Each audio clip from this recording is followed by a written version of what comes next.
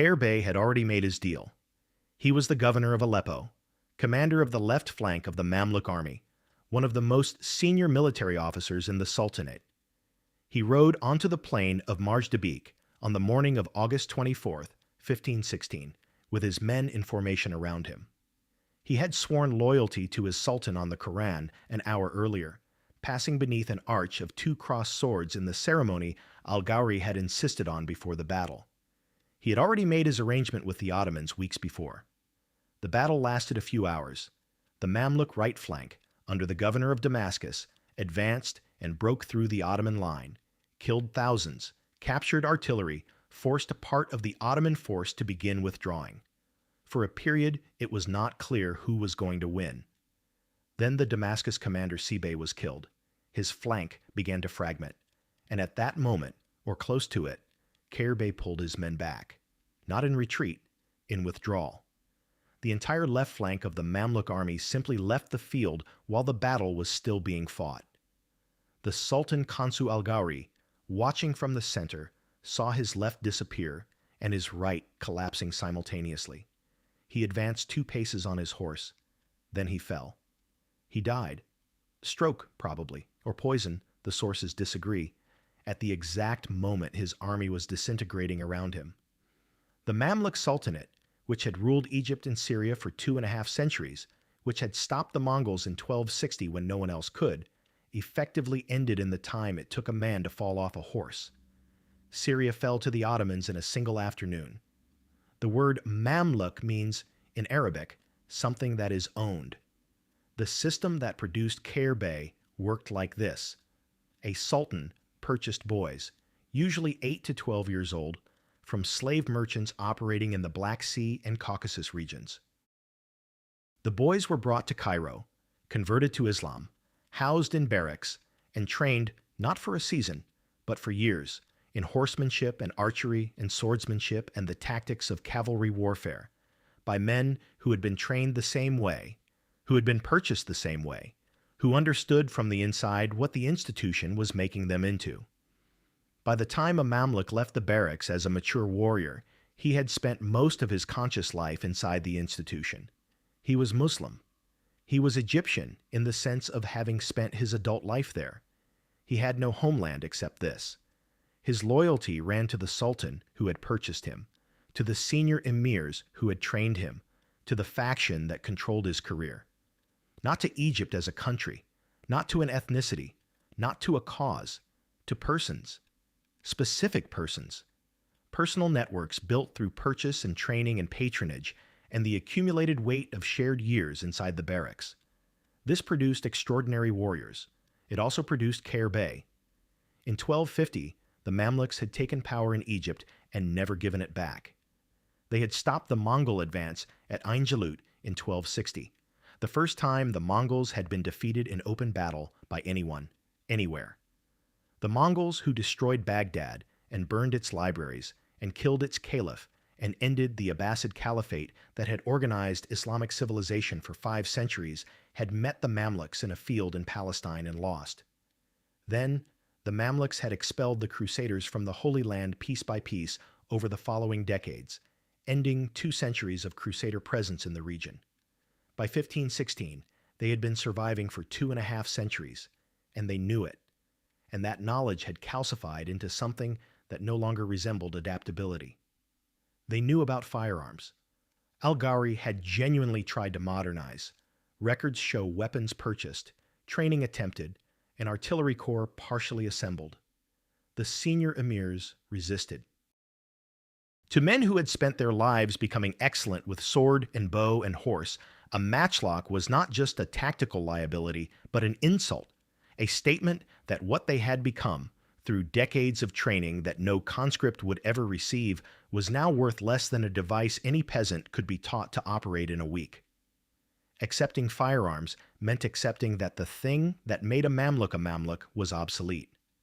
They understood what adopting firearms would mean for them as a class, as an institution, as a way of being. They chose not to adopt them. The Safavid Persians had made the same choice 2 years earlier at Chaldiran, against the same Ottoman artillery, with the same result. The lesson was available. The Mamluks had watched it happen from a distance, had received reports from the field, had understood intellectually what those reports described. Understanding it and being willing to act on it were different things. Institutions built around a specific kind of human excellence, the mounted warrior, trained from childhood, elevated through demonstrated skill, do not easily accept evidence that the excellence has been made irrelevant. They find reasons to discount the evidence. They point to anomalies, to exceptional cases, to the specific conditions that made Chaldiran what it was, and that might not apply here. By the time those reasons run out, the artillery is already firing. They died on the plain of Marj Dabiq for that choice, and the younger men who died with them had not been given the option to choose differently. The man across the field was Selim I, called Yavuz, the Grim, and the name was earned. He had come to power in 1512 by deposing his father Bayezid II and having his brothers killed. Ottoman succession had no formal rules. It resolved itself through whoever moved fastest and killed most decisively. Selim was faster and more decisive than his brothers. His father died within months of being escorted into retirement, possibly of grief, possibly of something more deliberate. The sources are ambiguous. Selim did not encourage clarity. He spent his first 2 years as sultan fighting the Safavid Persians, not because they had attacked him, but because he had decided they needed to be eliminated as a strategic threat before he could turn his attention elsewhere. He massacred tens of thousands of Anatolian Shia Muslims suspected of Safavid sympathies before the campaign even began, an act of preemptive brutality so large in scale that it shocked even the standards of the era. At Chaldiran in 1514, he destroyed the Safavid army with the combination of artillery and janissary infantry that he would use again 2 years later at Marj Dabiq. The Safavid cavalry fought the same way the Mamluks did. The outcome at Chaldiran was the same kind of catastrophe that Marj Dabiq would be. A mounted force, however skilled, broken by massed gunpowder weapons deployed by men who had learned exactly how to deploy them. Selim watched this and took notes. The Mamluks controlled Syria, Egypt, Palestine, and the Hejaz, including Mecca and Medina, the 2 holiest cities in Islam. Whoever controlled those cities held a claim to leadership of the Muslim world that no Ottoman sultan yet possessed. Selim wanted it. He also wanted to eliminate the Mamluks before they could form a coherent alliance with the Safavids against him.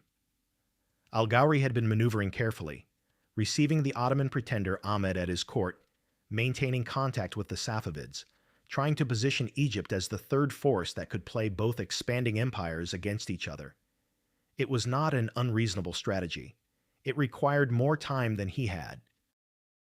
Selim read the situation as alliance with his enemies and moved before it could solidify, marching in June 1516 and crossing into Mamluk territory in August, giving al-Ghawri no time to finish building the coalition that might have made a difference. Al-Ghawri had been warned about Khayr Bey. The governor of Damascus had told him before the march north began that Khayr Bey had made contact with the Ottomans. Al-Ghawri disbelieved it, or chose not to believe it, and put Khayr Bey in command of the left flank anyway, possibly because he couldn't afford to remove another powerful emir on the eve of the campaign without losing the political coalition he had assembled, possibly because the accusation came from a rival and the evidence was ambiguous, possibly because acknowledging the warning meant acknowledging that his army was not what he needed it to be. The last peace overture he sent to Selim was answered by the return of his envoy with his head and beard shaved, riding a lame horse. That was the end of the negotiation. He marched north. Khayr Bey marched with him. Both sides assembled before dawn. Al-Ghawri in the center with his royal Mamluks, Sabai on the right with the veteran Damascus Corps, Khayr Bey on the left with the Aleppo contingent, the men of the city he governed, the men who answered to him personally. The ceremony with the swords, the oath on the Koran. Then the Ottoman artillery opened. A Mamluk chronicler named Ibn Zunbul was there, or close enough to there to speak with men who were. He wrote afterward that the cannon killed 50 or 60 or 100 men at a time, that the plain resembled a slaughterhouse from the blood, that the veterans who had fought for 30 years said they had never seen anything like it. But the Ottoman artillery was the thing that defined the morning, not the thing that determined the outcome on its own. These were men who had trained their entire lives for this, who had Ain Jalut in their institutional memory as proof that impossible enemies could be beaten. They rode into the cannon fire. Sebey's right flank broke through. Years of training against an hour of cannon fire. The Mamluks hit the Ottoman line and pushed it. They killed thousands, captured guns, forced part of the Ottoman force to begin withdrawing. Selim, some accounts say, considered retreat. For a period in the middle of that morning, the battle could have gone either way. Then Sebey died. The Damascus contingent, suddenly leaderless, began to pull back. And at that specific moment, when the right was fragmenting and al-Ghawri in the center was watching it happen, Khayr Bey's left flank left. Al-Ghawri rode forward, 2 paces. Then he was dead. The Ottoman victory was so complete that Selim sent a single lame clerk, no military escort, no formal delegation, 1 man on a lame horse, to demand the surrender of Aleppo. Aleppo surrendered. The inhabitants whom al-Ghawri had quartered his army among during the march north, who had watched the Mamluk soldiers take what they wanted and call it provisioning, received Selim's clerk and gave him the city. Damascus made some attempts to flood the plain around it and then gave up. The Arab population of Syria had no great loyalty to the Mamluks. They were as foreign to the local Arab population as the Ottomans were, Circassian and Turkish rulers who had never pretended otherwise. Most people were indifferent to which empire collected their taxes. Selim entered Damascus in October, 2 months after the battle, without a fight. The last Mamluk sultan was Tuman Bey, al-Ghawri's nephew, left in Cairo when the army marched north. He received the news of Marj Dabiq in fragments from survivors arriving over days, each account worse than the last. He had no army.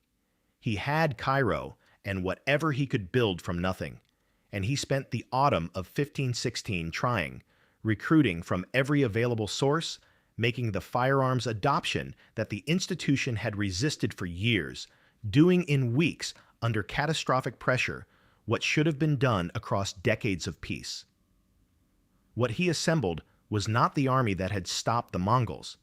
It was a scratch force built by a man who understood it probably wasn't enough and built it anyway, because the alternative was to wait in Cairo for the Ottomans to arrive unopposed. The Ottomans crossed the Sinai and met this force at Ridania, outside Cairo, in January 1517. The battle was shorter than Marj Dabiq. Tuman Bey regrouped in Giza, was captured, and was hanged at the Zuwayla Gate of Cairo in April 1517, one of the ancient gates of the Fatimid city, built in the 11th century, still standing today, visible to anyone who walks through that part of Cairo and looks up. 5 months. From the plain of Marj Dabiq to the gate of Cairo. Syria, Palestine, Egypt, the Hejaz. 5 months. The standard explanation is simple. The Mamluks lost because they had cavalry, and the Ottomans had cannon. The 16th century belonged to gunpowder. The Mamluks refused to adapt. They lost. This is not wrong. It is not sufficient. The Mamluks were winning at one point. Sebey's right flank broke through the Ottoman line, killed thousands, captured guns, forced part of the Ottoman force to withdraw. Selim considered retreat. For a period in the middle of that morning, the battle could have gone either way. And if Khayr Bey had attacked with the left at that moment, instead of having already committed to betrayal, Ibn Zunbul believed, and wrote with the controlled fury of a survivor, that a resolute advance might yet have won success. He was there. He watched it happen. He spent the rest of his life writing down what he had seen in an account that names the people responsible by name. Technology was the context. Betrayal was the mechanism. And underneath both of those was the Mamluk system itself, a system built on personal loyalty that produced, with a kind of grim institutional logic, a man who made a personal calculation at the worst possible moment. Khayr Bey was not a unique product of a broken institution. He was the system doing exactly what it had always been designed to do, producing men who weighed their patrons and their prospects and chose accordingly. The same logic that had produced the Mamluk Sultanate's remarkable political stability, the ability to survive sultan after sultan, assassination after assassination, dynasty after dynasty, by distributing power among men who were each rationally calculating their own interests, was the logic that, when one of those men looked at the Ottoman army arrayed across the plain and decided that his interests lay on the other side, produced no mechanism capable of stopping him. Al-Ghawri had been warned and had not acted. The governor of Damascus had told him and had not been believed. The system that created excellent warriors also created the politics that made Khayr Bey's betrayal possible, and the politics that ensured al-Ghawri couldn't remove him even when warned. There is a version of military history that is really a history of technology. The cannon replaces the cavalry charge, and empires rise or fall on their willingness to modernize. This version is not wrong. It is incomplete in the same way a map is incomplete, accurate at its scale, missing everything that happens at a closer resolution. At Marj Dabiq, the resolution that matters is a single man on the left flank who had already decided what he was going to do before the battle started. Before 1516, the Ottoman Empire was the dominant force in Anatolia and the Balkans, the empire that had taken Constantinople in 1453 and terrified Christian Europe for decades, but it was peripheral to the Islamic world in a specific sense that mattered enormously. The holy cities of Mecca and Medina were in Mamluk hands. Damascus and Cairo and Aleppo, the great Arab metropolises that carried 1,000 years of Islamic civilization in their stones and libraries and mosques, were Mamluk. The Ottoman Sultan was a powerful ruler of a powerful empire. He was not yet the ruler of Islam. After Marj Dabiq, none of that was true. Among Selim's captives in Cairo in January 1517 was the Abbasid Caliph al-Mutawakkil III, a ceremonial figurehead, the nominal holder of a title that had been largely symbolic since the Mongols destroyed Baghdad in 1258, kept in Cairo by the Mamluks as a source of religious legitimacy for their rule. He had marched north with al-Ghawri's army. He was now Selim's prisoner. The Ottoman sources say the Caliph formally transferred the caliphate to Selim, the religious leadership of the Muslim world, the succession from the Prophet's authority, the title that whoever held it could use to claim they were not merely a sultan, but the protector of Islam itself. Other sources question whether any such transfer occurred in a form that would have been theologically meaningful. What is not disputed is that from 1517 onward, the Ottoman sultans claimed the caliphate, that the claim was accepted widely enough to be politically real for 4 centuries, and that the last Ottoman caliph was deposed by Ataturk in 1924, which is another way of saying that a consequence of one afternoon on a plain in northern Syria was still being resolved 4 centuries later. Egypt alone generated more tax revenue than any other Ottoman province. The Red Sea trade route, spices, textiles, the commerce of the Indian Ocean, now ran through Ottoman territory.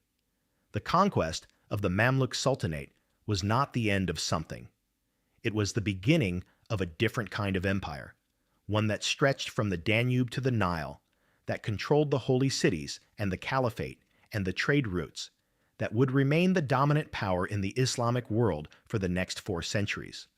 One Ottoman historian wrote that not since the height of Rome had the Black Sea, the Red Sea, the Caspian, and the Mediterranean been governed by a single empire. This was not entirely accurate. It was not entirely wrong. All of it followed from a single afternoon on a plain in northern Syria, when a sultan fell off his horse and a governor walked his men off the field. He governed Egypt until his death in 1522, 6 years, competently, in his bed on the winning side. The Ottomans had made him governor the year after the conquest, and the transition from Mamluk to Ottoman administration in Egypt was smoother than it might have been. partly because Khayr Bey understood the system and kept much of it intact. He was good at his job. There is something almost classical about this.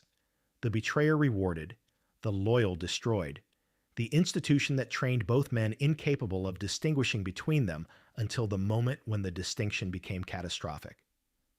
The Mamluk system had always run on personal calculation, purchase, patronage, the weighing of loyalties against interests. Khayr Bey had done exactly what the system had always produced men to do. That this destroyed his sultan and ended his sultanate was, from a certain angle, not a betrayal of the Mamluk system, but its logical conclusion. Ibn Zunbul named him. Specifically, by name, with the precise fury of a man who had watched his world end and understood who had helped end it. The account survived. Khayr Bey survived. Al-Ghawri did not. Selim did not. The men of the Damascus contingent who fought and broke without their commander, those men are unnamed in the record. Khayr Bey had sworn loyalty on the Koran that morning. He governed Egypt for 6 years and died in his bed. Marj Dabiq is in northern Syria, 44 kilometers north of Aleppo. The name means, in Arabic, the meadow of Dabiq, flat farmland that was farmland before August 24th, 1516, and farmland again within a generation after. For most of the 5 centuries since the battle, it was known only to specialists, Ottoman historians, Mamluk scholars, academics studying the military revolution of the 16th century, and the question of why some armies adapted to gunpowder and some did not, and what that choice cost them. Ibn Zunbul's account was translated and studied. The battle appeared in encyclopedias of military history as a significant engagement, correctly identified as the moment that ended Mamluk rule in Syria and opened the path to Egypt. This was the extent of its presence in broader consciousness, known to people who had reasons to know it, invisible to everyone else. Then in 2014, the Islamic State named their propaganda magazine after it. Dabiq, named after this plain north of Aleppo because of a hadith, a saying attributed to the Prophet Muhammad, that describes Dabiq as the site of a great final battle at the end of days. The Islamic State was constructing itself as an apocalyptic movement, and this field, where something decisive had once happened, was part of the vocabulary they needed for that. A place where one world had ended and another had begun, where an army that believed in itself had met something it could not survive. They lost the town in 2016 to Syrian rebel forces. The apocalyptic battle did not occur. The plain remained farmland. The plain remains. Ibn Zunbul's account remains. Bitter, precise, written by a man who had to live inside the empire that replaced the one he had served, who named the people he held responsible and wrote down what he saw. The Mamluk Sultanate that produced Selim and Khayr Bey and al-Ghawri is gone. The Ottoman Empire that absorbed it is gone. Syria has spent the last decade inside a catastrophe that has nothing to do with either, except in the way that everything that has ever happened in a place is layered underneath everything that happens there next. Selim died fighting, and his men broke without him. Al-Ghawri advanced 2 paces and fell. Khayr Bey governed Egypt for 6 years and died in his bed. Ibn Zunbul knew which part mattered. He wrote it down. The account has been sitting in the historical record for 5 centuries. For anyone who wanted to read past the simple version about gunpowder and cavalry and the inevitable march of superior technology. The version that is not wrong, but that leaves out the part where the Mamluks were winning, and a man who had sworn on the Koran that morning chose the moment when his side might have turned the battle to walk his men off the field instead.